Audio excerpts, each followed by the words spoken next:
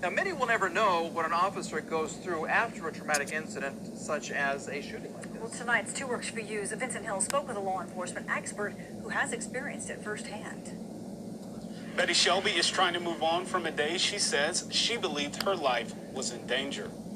Because I don't know if he has a gun. I'm scared that he's got a gun in his pocket.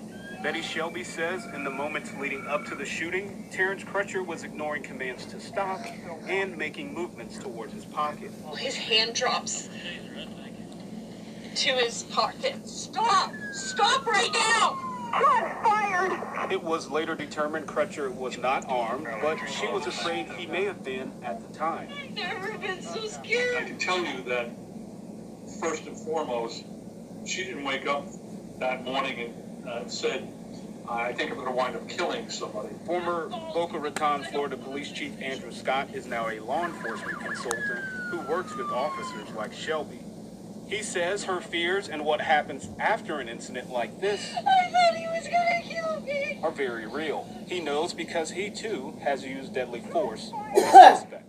As he was running, I pulled up by him and he pulled the gun out and I shot him. Scott has also had to counsel officers after shooting.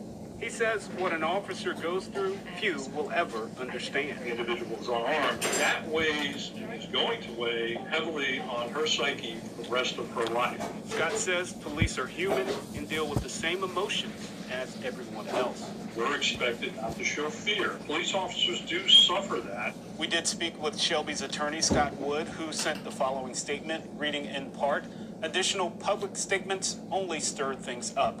Vincent Hill, Two Works for You. I'm Erin Conrad from Two Works for You. Here are today's top stories. More than 90 school districts in the state are using the Stop It app to keep students safe.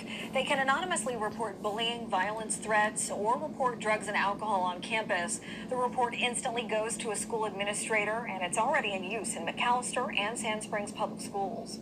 And the Cherokee Nation is welcoming its 21st annual American Indian Tourism Conference.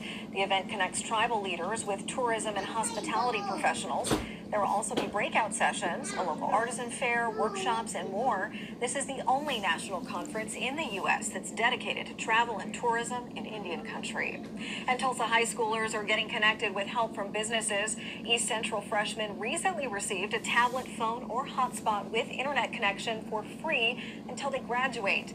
They also received school supplies for what they call the Newcomers Academy. Spirit Aero Systems and the Spirit Foundation's $1 million grant gave the supplies and electronics.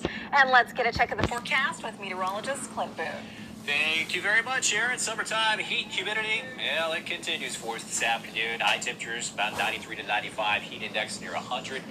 Warm, dry evening for us. Heading into Wednesday, heading into Thursday, more 90s. More clouds roll in for Friday. Could see a few showers and thunderstorms, especially by Friday evening. More chances for rain, some thunderstorms, even some heavy rainfall through Sunday and Monday as we welcome the fall.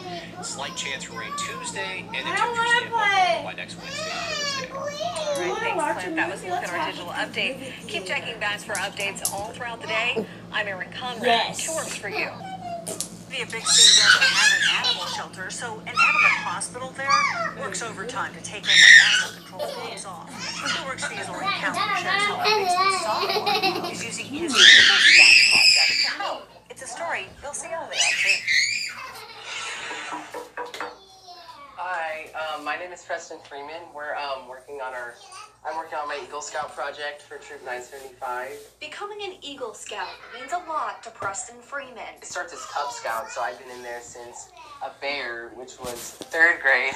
The Bixby sophomore chose an organization close to his heart for his Eagle Scout project. I've always had a soft spot for animals. Just over a month walking these streets, collecting items outside of Petco and Reese's, and Preston met his goal and then some.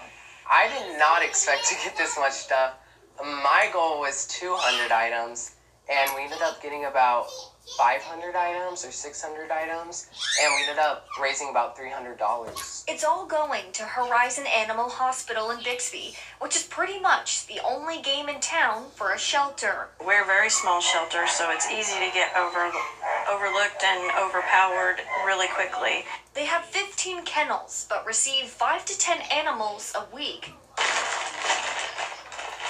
So these donations will definitely lift their spirit. It's awesome that any young person would want to help.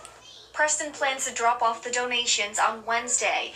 In Bixby, Lauren Callender, 2 Works for You. Well, trending this morning, officials in New York City are considering banning chocolate milk from school cafeterias. Well, I mean, come on. It's really a heated debate now at this point up there. But It is. The district is concerned about the high level of sugar in chocolate milk, but many parents think that the ban is just outrageous. Chocolate milk has 30 more calories than skim milk and 8 additional grams of sugar.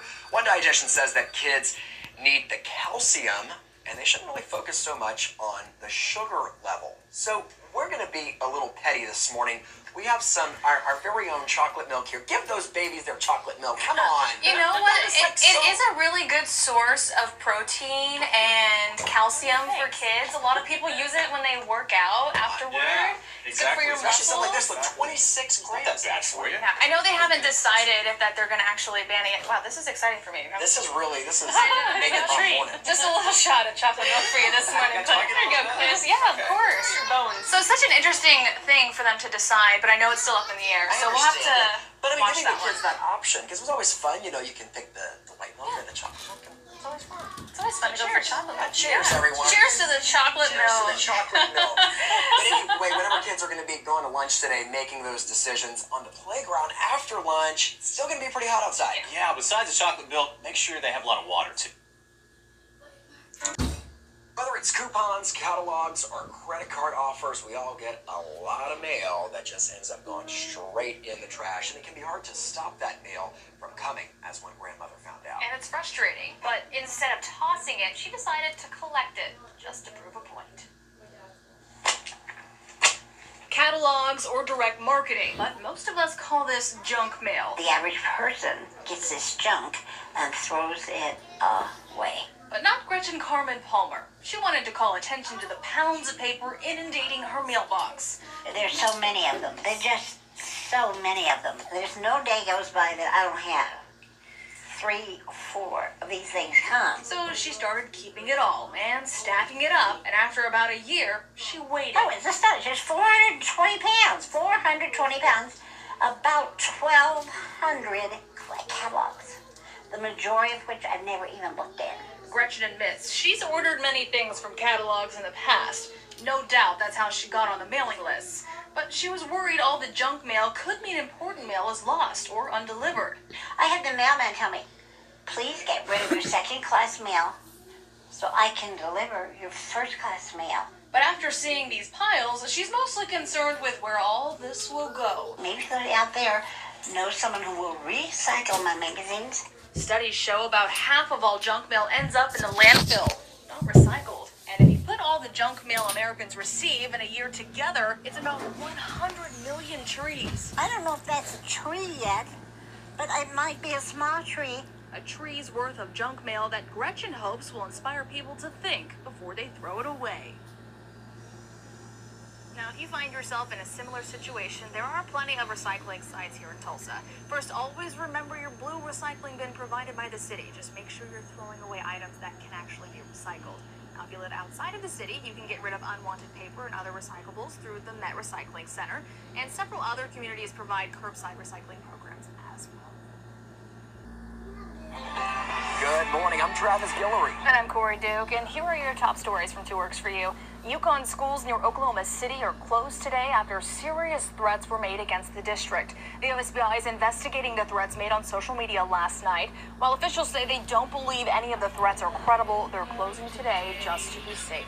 A teenager remains in the McAllister County Jail this morning. Investigators say a co-worker overheard Alexis Wilson talk about shooting 400 students at McAllister High School. Sheriff's deputies arrested the 18-year-old at her home, where they say they found an AK-47 and a 12-gauge shotgun. And Tulsa Public Schools is asking for the community's help as they try to cut $20 million from its budget next year. Facing recent enrollment dips and state funding woes, TPS is holding the first of a dozen budget meetings held at Webster High School. And you can find the rest of the community meetings listed on our 2 Works for You website. All right, now let's get a check of today's forecast for meteorologist Clint Boone. Thank you very much, Travis and Corey. It is another mild start to our day. Temperatures this morning starting off into the 70s. We heat up by lunchtime at 90, 93 by 5. Heat index this afternoon right around 100. Checking out your forecast for the rest of the work week. Still more 90s through Thursday, and then rain chances begin heading into Friday night, and also scattered showers and storms Saturday, Sunday, heading into our Monday. All right, thanks, Glenn. And thank you for tuning in to this digital news update. Keep checking back for updates all throughout the day. And be sure to join Karen Larson and Mike Brooks tonight at 5, 6, and 10 right here on 2 Works For You.